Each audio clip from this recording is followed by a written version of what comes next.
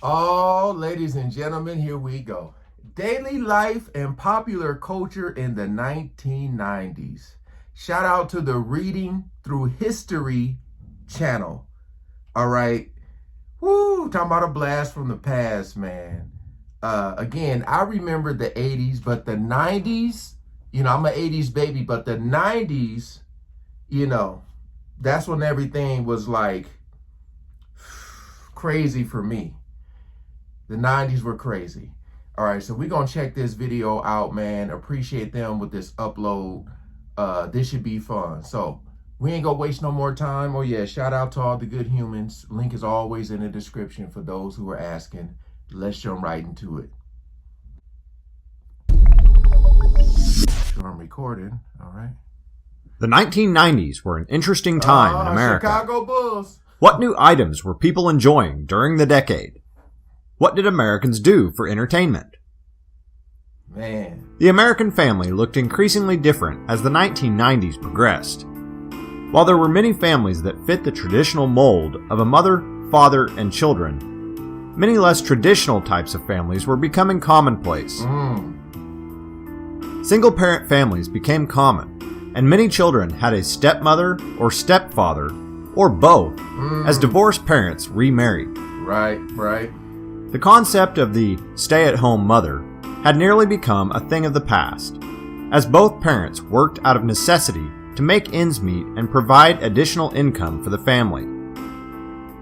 At the beginning of the decade, the average income was close to $29,000. I was 10 years While old. at the end of the decade, this had risen to more than $40,000. Of course, a person's income would vary depending on their chosen profession.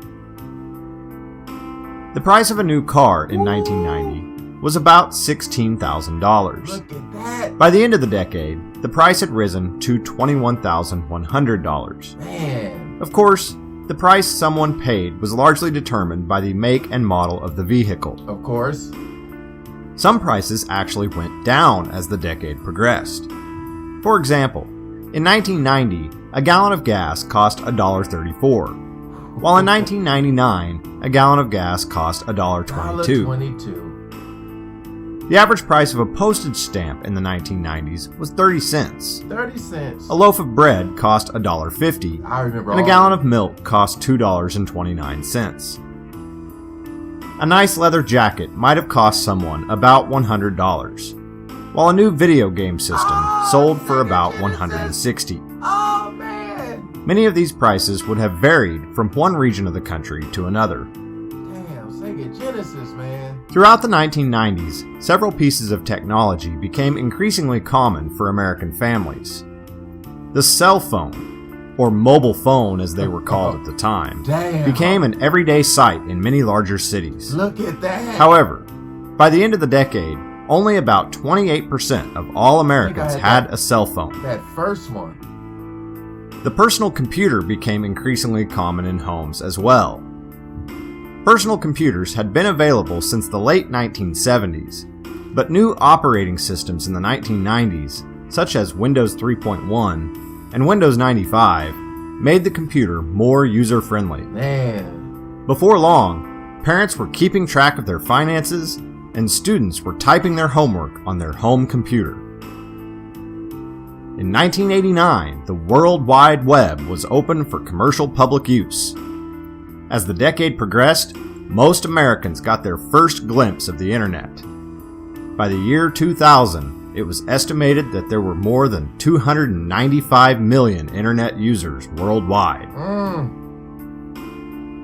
Television continued to be a favorite form of family entertainment. Family sitcoms were still popular, just as they were in the 1980s. Full House, Home Improvement, Roseanne, and The Simpsons were amongst the most popular. However, as most families had more than one television, TV shows became increasingly focused towards certain demographics. For example, adults might have been watching Seinfeld, ER, or Murphy Brown, whereas teenagers might have been in the next room enjoying Friends, Such a great show. Beverly Hills 90210, or Beavis and Butthead. Movies also played a dominant role in the entertainment industry throughout the 1990s. Animated films experienced a renaissance as Disney saw box office success with Beauty and the Beast, Aladdin, and The Lion King.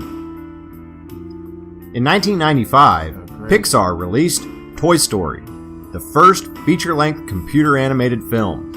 Man. This innovative film helped to revolutionize not only animated films, but live-action films and video games as well. Ooh, look at the graphics. In June of 1993, director Steven Spielberg kept audiences on the edge of their seats with Jurassic Park.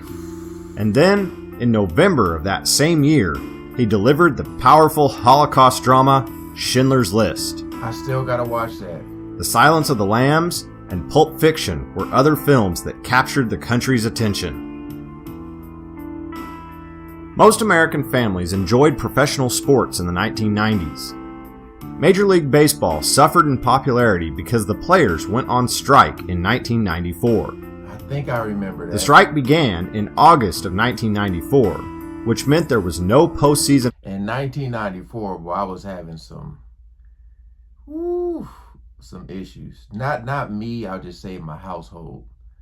I remember 14, it was all bad. Oh yeah.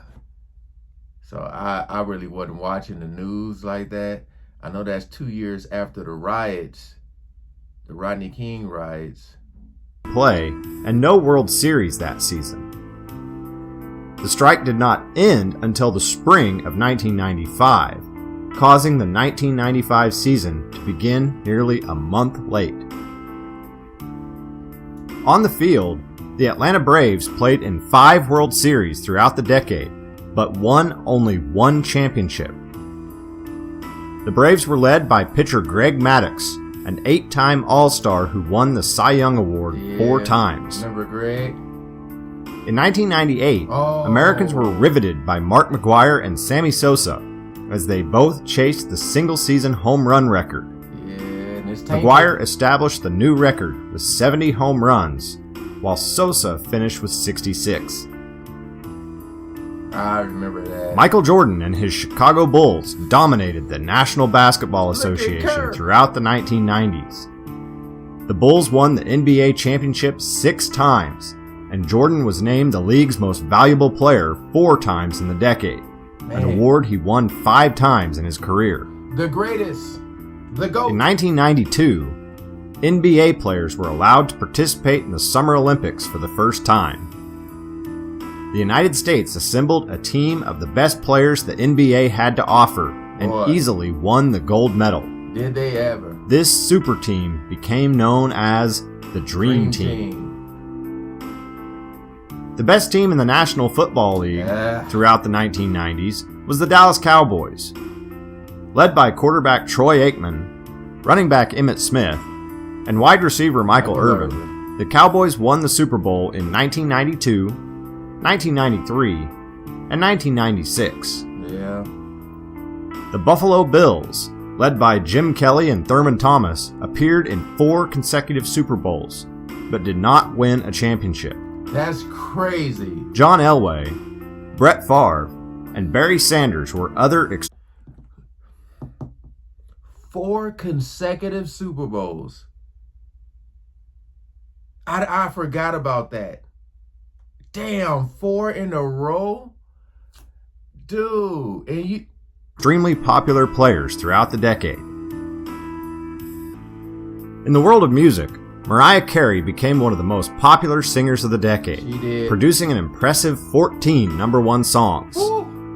Throughout the decade, Carey sold approximately 97 million albums worldwide. Garth Brooks made country music popular throughout the nation. Brooks sold millions of albums and produced 18 chart-topping songs, while another 13 reached the top 10. The sound that possibly defined the decade became known as alternative rock, or grunge. Oh, This was a distinctive style of music that did not fit the constructs of pop music, rap, country, or any other genre. Is that Kurt? Pearl Jam, the Red Hot Chili Peppers, and Stone Temple Pilots were alternative groups who experienced considerable success. Man. However, it was Nirvana that set the standard for alternative music. Led by Kurt Cobain, Nirvana became extremely popular in the first half of the decade. Sadly, Cobain took his own life in April of 1994. Fashion in the 1990s was molded by other cultural influences of the day. For example, alternative music performers popularized the grunge fashion trend of unkempt clothing and hair. Flannel, plaid shirts, and long hair also became popular. Yep.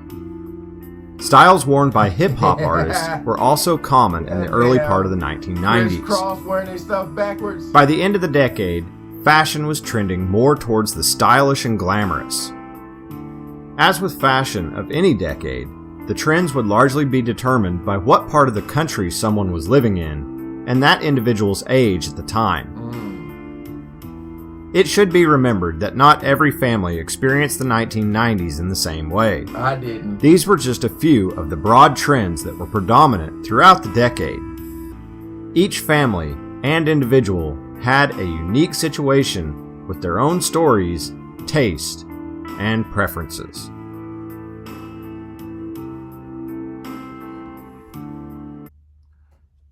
This was pretty cool, man. I remember a lot of that.